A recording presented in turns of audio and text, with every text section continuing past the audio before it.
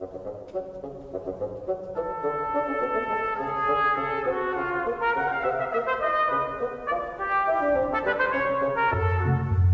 était une fois un village où tous les habitants avaient du bien et vivaient très à l'aise. Tous, sauf un, qui était pauvre et qu'ils avaient surnommé le Bouffron. Il ne possédait rien, et naturellement pas le premier sou pour acheter quoi que ce soit. Cela ne l'empêchait pas d'avoir des rêves, comme tout le monde. Et son rêve le plus cher était de posséder une vache. Il en rêvait tellement de cette vache qu'un jour, il eut une idée. Écoute-moi, ma femme. Tu sais que notre parrain, le menuisier, sait travailler le bois comme pas un. Pourquoi est-ce que nous lui demanderions pas de nous fabriquer un veau en bois? Avec le temps, le veau grandira, et un jour, nous aurons une vache.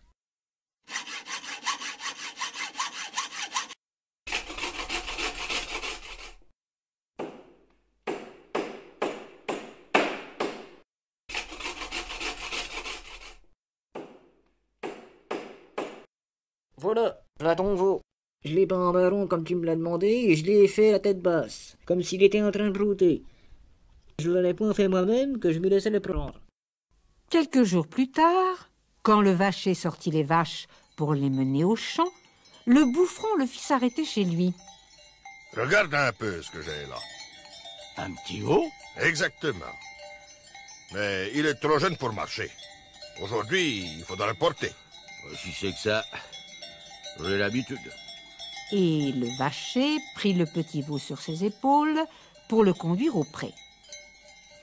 Dès qu'il fut posé dans l'herbe, le petit veau avait tout à fait l'air d'une bête gourmande qui broute à qui mieux mieux, et le vacher regretta presque de l'avoir porté.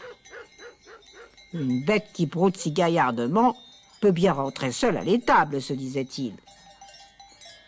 Lorsque vint le soir et que le vacher rassembla le troupeau pour le faire rentrer, le petit veau ne bougea pas. Hé! Si tu peux rester debout à t'empiffrer toute la journée, tu peux aussi rentrer à pied. En tout cas, moi, je te porte pas. Sur quoi il ramena les vaches au village.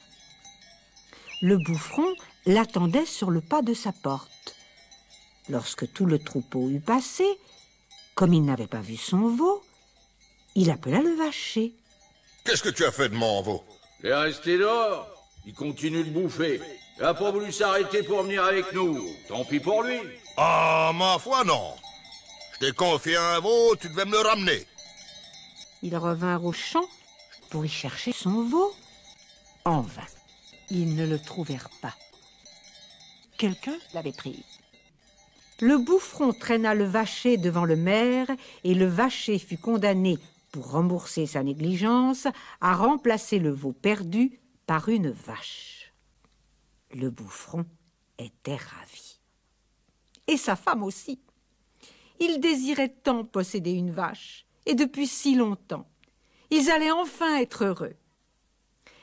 Mais leur bonheur fut de courte durée. Ils n'avaient pas de fourrage à donner à la vache, et pas d'argent pour en acheter. Elle ne tarda pas à dépérir, et ils durent la tuer. Le Bouffron se dit alors: « J'irai jusqu'à la ville, et j'y vendrai la peau de ma vache. Ce sera bien le diable si avec cette somme, je ne parviens pas à acheter un veau. » Comme il faisait route vers la ville, il trouva, près d'un moulin, un corbeau qui avait les ailes cassées. Il le recueillit par charité et l'enveloppa dans la peau de la vache. Chemin faisant, il fut surpris par un tel orage qu'il dut renoncer à poursuivre sa route et s'en fut demander abri dans un moulin. La meunière était seule au logis. Et qui me dit que vous n'êtes pas un voleur, hein? Enfin, je veux bien vous croire. Mais j'ai pas de lit pour vous, hein? Vous irez dormir à la grange sur le foin. Vous êtes bien bonne, mais... Mais quoi encore? C'est que j'ai faim aussi. Ah ben, voilà autre chose. Où il y a de la gêne, il n'y a pas de plaisir. Tenez. Voici un morceau de pain de fromage. Et maintenant, disparaissez. Le bouffron n'insista pas davantage. Il mangea son modeste repas et s'enfonça dans le foin, sa peau à côté de lui et le corbeau dedans. Sur ces entrefaites arriva le curé, auquel la meunière réserva un accueil bien différent. Entrez, entrez, monsieur le curé. Mon mari n'est pas là, nous allons bien nous régaler. Le bouffron, dans son foin, ne perdit pas un mot de leur conversation. Lui qui avait dû se contenter d'un morceau de pain et de fromage était curieux d'apprendre avec quoi la meunière allait régaler le curé. La femme mit la table et y déposa du rôti, de la salade, du gâteau et du vin. Ils allaient commencer à manger lorsqu'on frappa à la porte. Mon Dieu, c'est mon mari. Vite, le rôti dans le four, le vin sous l'oreiller, la salade au bout du lit, le gâteau sous le lit, et vous, monsieur le curé, dans l'armoire du vestibule. Allez, vite, vite, dépêchez-vous. J'arrive. Oh, Dieu soit loué, te voilà revenu. Oh, il fait un temps de fin du monde. Oh, je craignais qu'il ne te soit arrivé quelque chose. Enfin, entre et assieds-toi. Qui c'est, ce bonhomme dans le foin? Oh, le pauvre bougre. Il a été pris par l'orage et il est venu demander abri pour la nuit. Je lui ai donné un bout de pain et de fromage et je lui ai permis de dormir chez nous. J'aurais pas dû? Si, tu as bien fait. Ah, maintenant, prépare-moi quelque chose à manger. Moi aussi, je meurs de faim. C'est que j'ai pas grand-chose sous la main. Il me reste juste du pain et du fromage. Va toujours, pourvu que je mange. Je n'ai rien contre le pain et le fromage. Oh là, l'homme! Viens un peu par ici. Je suis sûr que tu as encore faim. Veux-tu me tenir compagnie? Le bouffron ne se le fit pas dire deux fois et arriva dardard. Après qu'ils eurent partagé le peu de pain et de fromage qui restait, le meunier remarqua la peau de vache posée à terre et quelque chose de noir dedans. Qu'est-ce que tu as là? Là-dedans, mon devin. Oh. Et qu'est-ce qu'il devine? Ah, tout ce qu'on veut. Et crois-tu qu'il puisse deviner quelque chose pour moi? Bien sûr, mais il ne peut deviner que 4 choses à la fois. La 5e, il la garde pour lui. Eh bien, commençons. Le bouffron glissa la main dans la peau et pressa la tête du corbeau pour le faire croasser. Qu'est-ce qu'il a dit? Il dit qu'il y a du vin caché sous l'oreiller. Quoi? Attends un peu, je vais voir. Oh! Par les cornes du diable! Ton devin a raison. Oh là. Fais-le deviner encore. Qu'est-ce qu'il a dit? Il a dit qu'il y a du rôti dans le four. Quoi? Ma parole, il a encore raison. Et après? Il dit qu'au bout du lit, il y a de la salade. Il dit encore qu'il y a du gâteau sur le lit. Le meunier posa sur la table le rôti, le vin, la salade et le gâteau, tandis que la meunière, mourant de peur, allait se fourrer dans son lit. Ils mangèrent donc, ils burent, puis ils se mirent à discuter du prix que le meunier aurait à payer s'il voulait à tout prix entendre la 5e chose. Disons 400. 300, et tu les as. Eh bien, d'accord. Allons, viens, mon petit devin, viens, et gazouille pour le monsieur. Qu'est-ce qu'il a dit? Il dit que le diable se cache dans l'armoire du vestibule. Le diable? Je m'en vais le sortir, moi, tu verras. Et plus vite que ça. Il se précipita sur l'armoire, et le curé en sortit comme un diable et fila avec la vitesse de l'éclair. Oh! Tu as raison. C'était bien le diable. Je l'ai vu, de mes yeux. Ton devin est prodigieux. Il a bien mérité ton argent. Tiens, voilà pour sa peine. Maintenant, nous allons dormir et demain, je te poserai d'autres questions. Mais le lendemain matin, à la première heure, le bouffron s'en alla sans crier gare. Il avait ses écus, il ne voulait rien de plus. Revenu chez lui, le bouffron demeura discret. Mais il se fit bâtir une jolie maison et acheta tranquillement une chose après l'autre. Les riches paysans du village n'y comprenaient rien. Ils médisaient tant et si bien que le bouffron dut comparaître devant le maire et expliquer d'où lui venaient toutes ces richesses.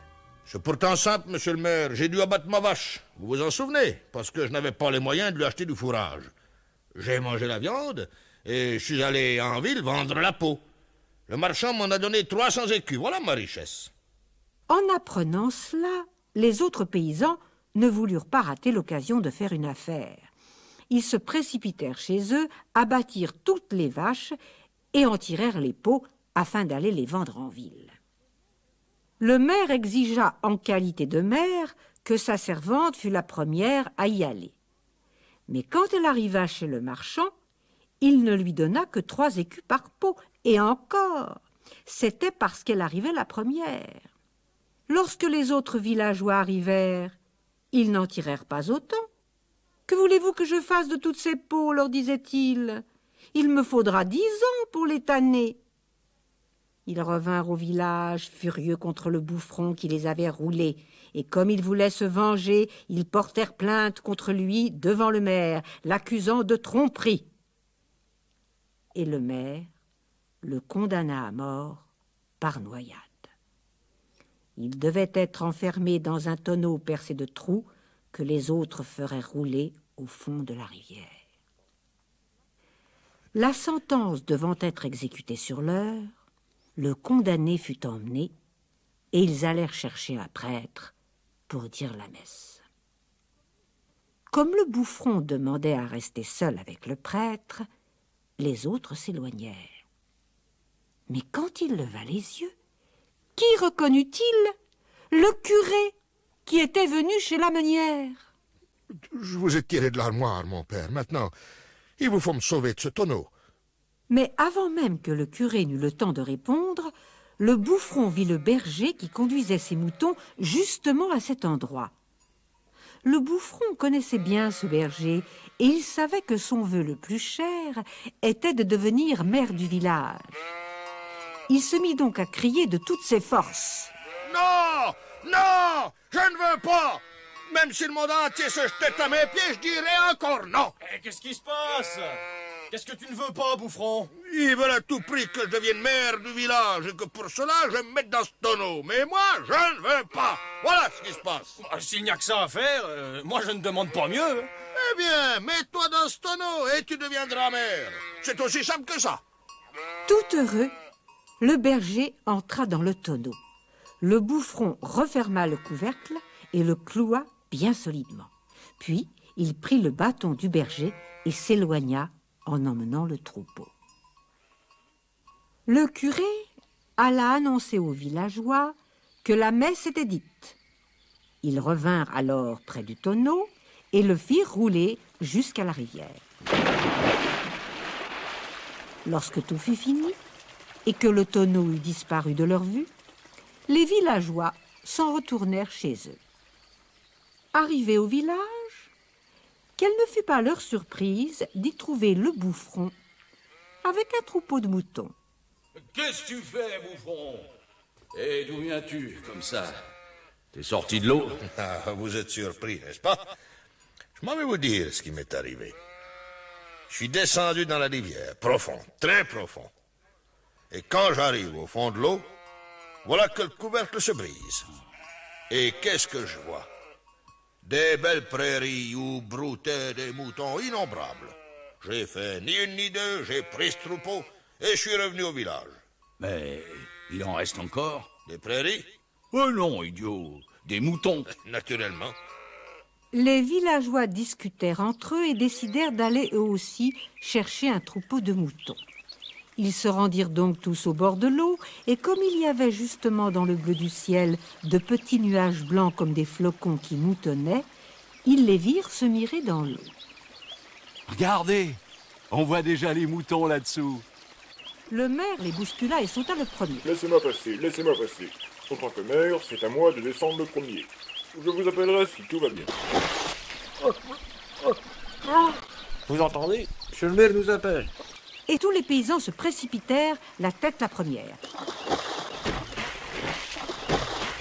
Chacun voulant arriver avant les autres pour trouver encore quelques moutons. Il ne resta dès lors au village plus que le bouffron et sa femme. Et comme ils étaient les uniques héritiers de tous les habitants, ils vécurent fort longtemps dans le luxe et l'abondance. Et s'ils ne sont pas morts, ils vivent encore.